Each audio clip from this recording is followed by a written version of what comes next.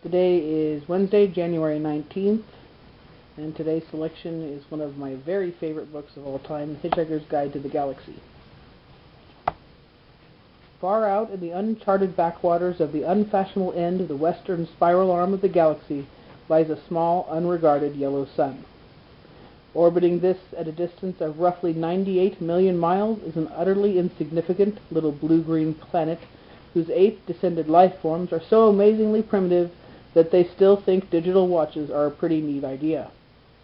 This planet has, or rather had, a problem, which was this. Most of the people living on it were unhappy for pretty much of the time.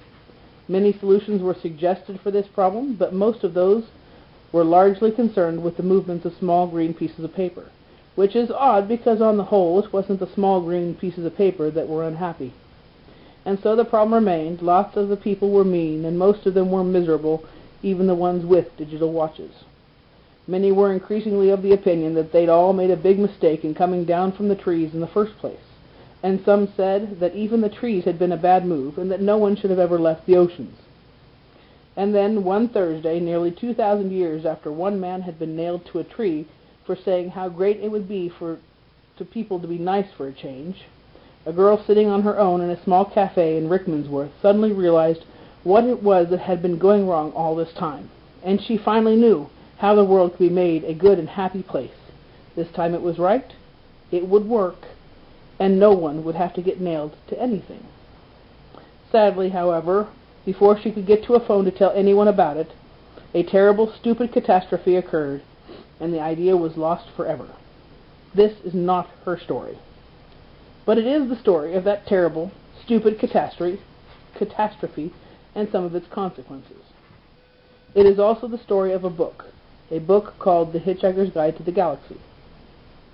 Not an Earth book, never published on Earth, and until the terrible catastrophe occurred, never seen or even heard of by any Earthman. Nevertheless, a wholly remarkable book.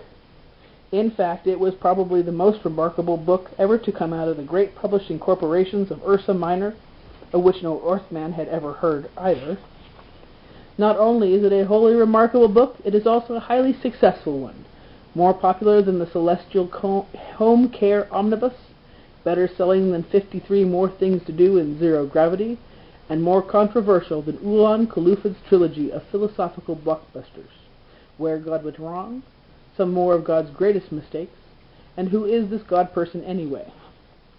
In many of the more relaxed civilizations on the outer eastern rim of the galaxy, The Hitchhiker's Guide has already supplanted the great Encyclopedia Galactica as the standard repository of all knowledge and wisdom.